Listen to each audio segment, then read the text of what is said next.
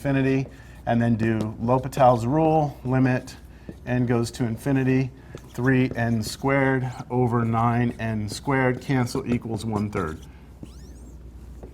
Because you just did derivatives on sequences, and you can't do that. You have to let yourself and me know that you understand that this theorem has to be applied. Now, there are going to be some sequences that I give you that you can't turn into functions of x. We'll get to those in a minute. Right now, you may think, well, look, I should be able to do this for every sequence then. No big deal, right? Everything I did in Cal 1 will just, translate over. But there are some things we cannot convert. OK, let's move on. Let's do another one.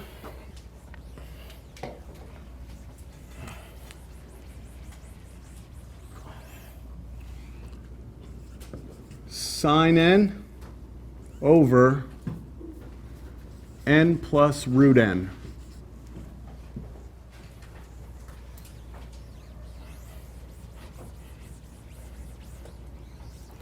Now there's two approaches to this.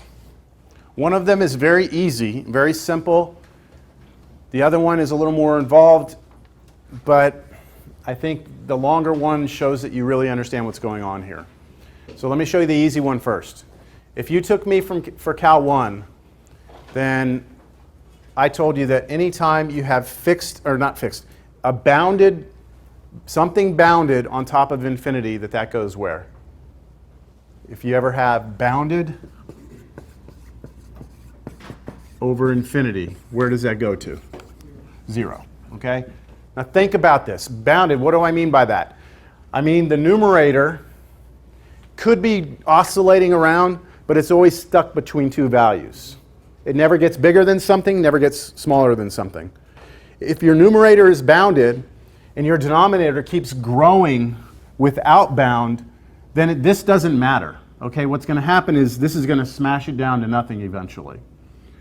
So if you know that, then right now you could just say the limit as n goes to infinity of sine n over n plus root n is going to, you could say, bounded over infinity, which goes to 0. So this converges to 0. That's the clean, quick hitter, done. Okay, move on. But you need to make sure you stress that you understand bounded over infinity goes to 0. Pardon me? No, because I never used L'Hopital's rule. Right? I'm just stating. Now, could you use L'Hopital's rule? Could you convert this into a function of x and use L'Hopital's rule? What do y'all think? Yeah. Let's try it. Let's do f of x equals sine x. By the way, this is not the second way. Okay, I'm not showing you the second way. I'm just addressing a question. Could we turn this into a function of x? Is this well defined on this interval from 1 to infinity? Well, the only issues I'm ever going to have are division by 0, right? And that will happen at 0. And that's it. That's the only place I have division by 0. That's not in here, right? So far, well-defined function. Okay? So can I use L'Hopital?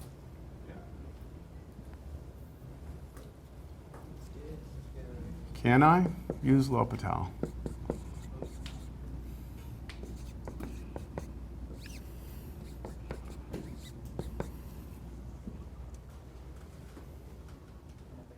Why not? What do you need in order to use L'Hopital? Infinity over infinity, or 0 over 0. Let x go to infinity. Now, I agree the bottom is headed to infinity. All right? I agree with that. What about the top? But is it headed to infinity?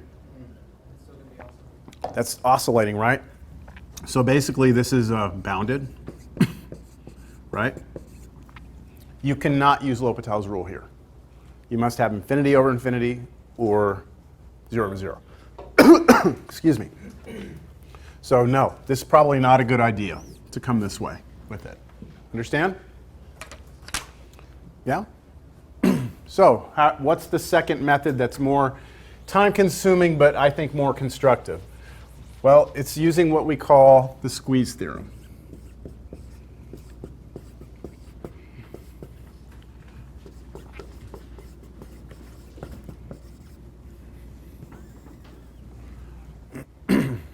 Now I'm not going to go through like a formal explanation of what the squeeze theorem is. I'll just try and illustrate it as quickly as possible. Let's say that I have three functions. F of x, g of x, and h of x. Three functions. And what if I tell you that f of x is always smaller than or equal to g of x, and g of x is always smaller than or equal to h of x? In other words, if you graph these, this one is always below or equal to this one, and this one's always below or equal to this one. Can you see the three graphs? F's on the bottom, G, and H, right? Okay?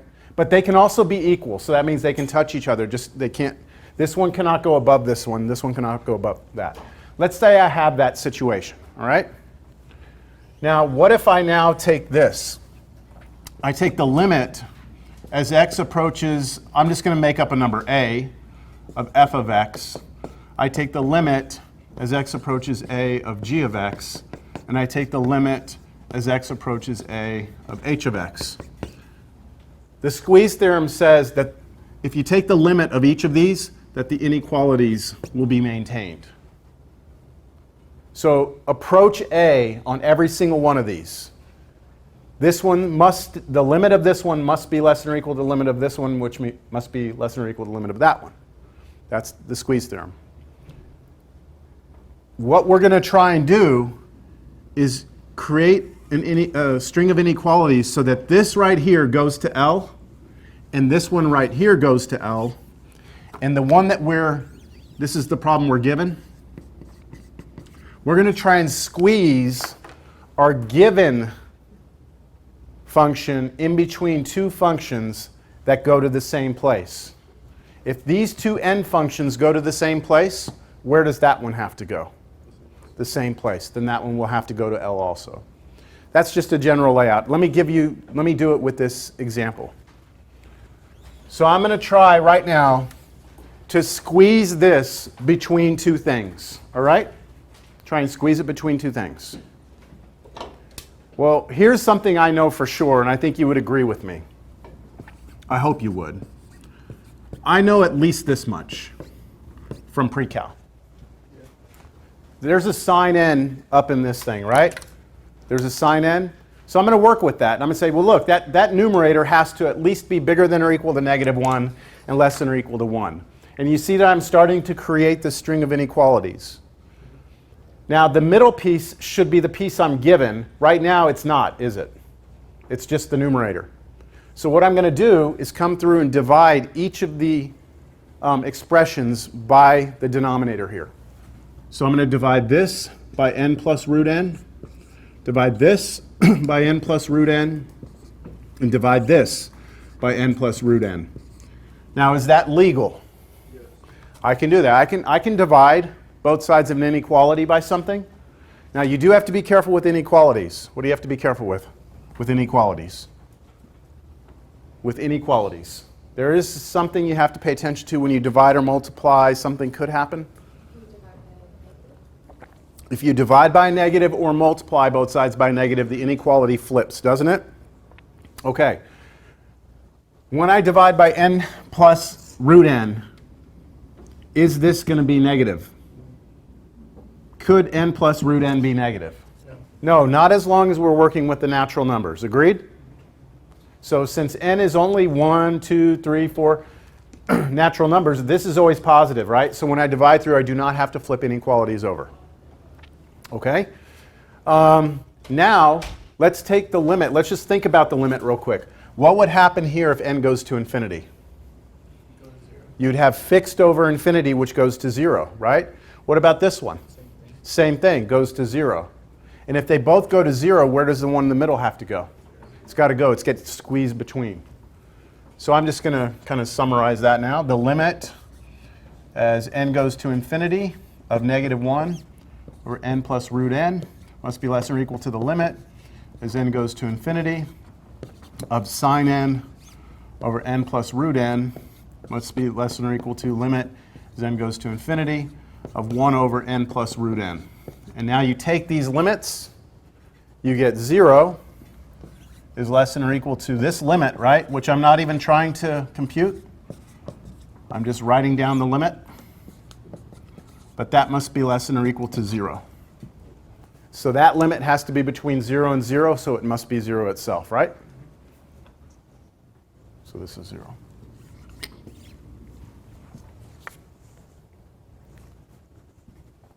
The hardest part of the squeeze theorem is generating this string of inequalities. For something like this, it's somewhat obvious because the sign you have some control over, right? -1 to 1. So in the homework, you'll have an opportunity to perhaps practice this again.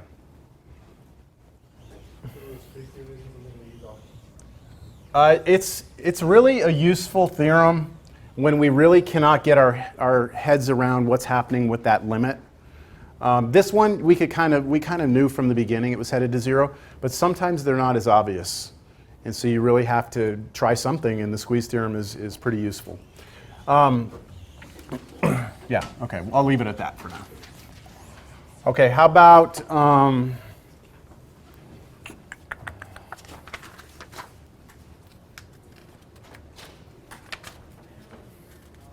about this?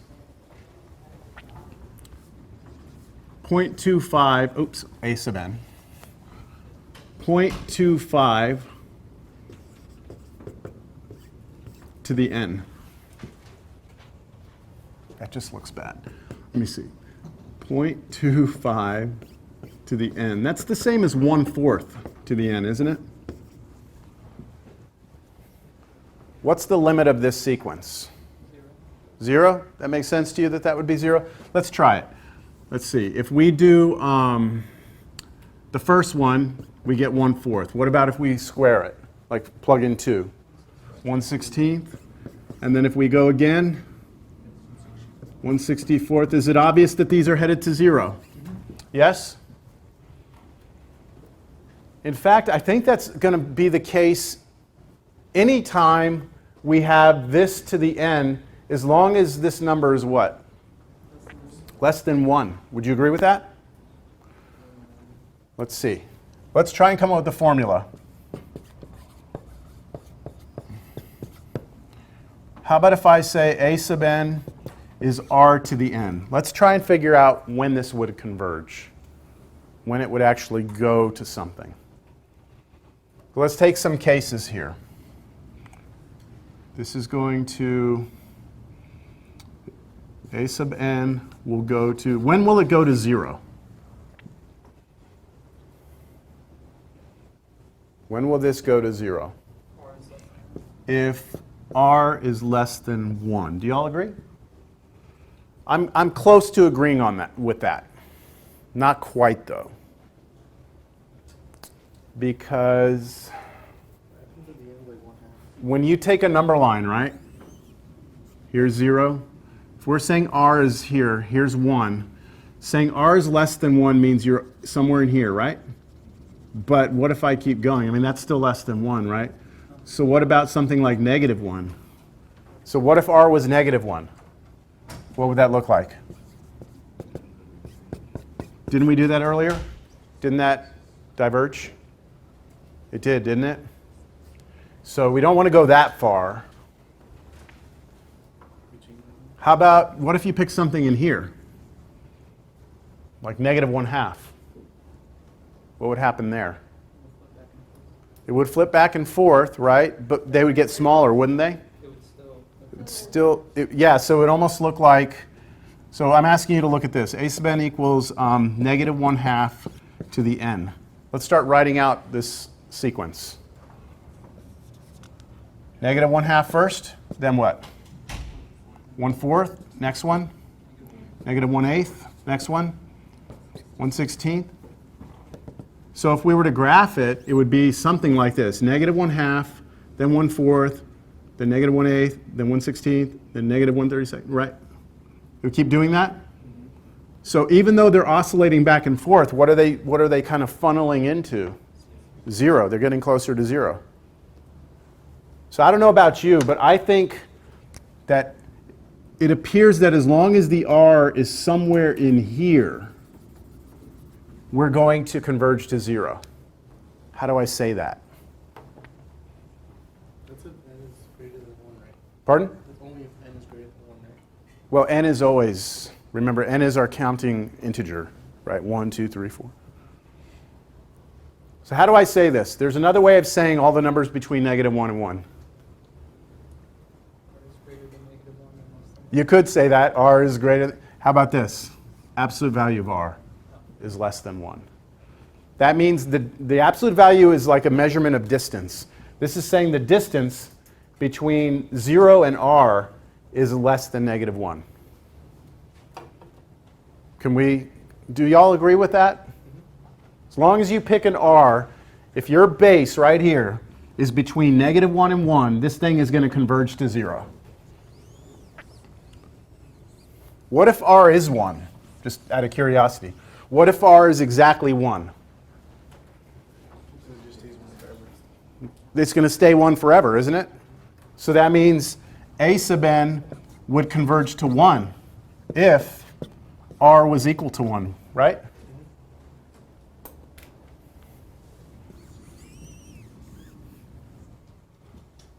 What if r was bigger than 1? Infinity. So I take, let's say, 2. What if this was 2 to the n? Infinity. 2 to the first power, 2 to the second power, 2 to the third power. Isn't that going to blow up? So that's going to blow up if we're out here. So if we're anywhere out here, it's going to go to infinity. What about out here?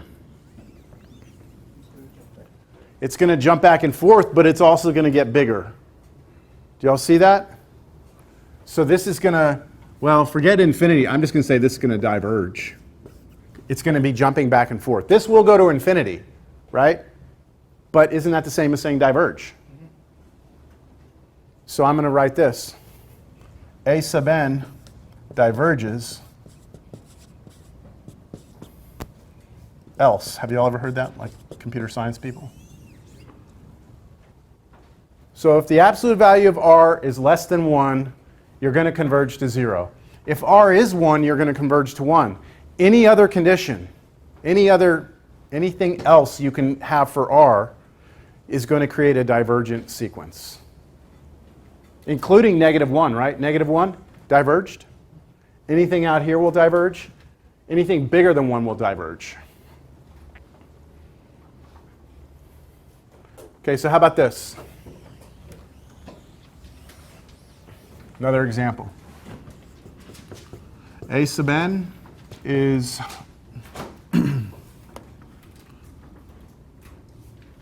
let's go e to the n over pi to the n plus 1.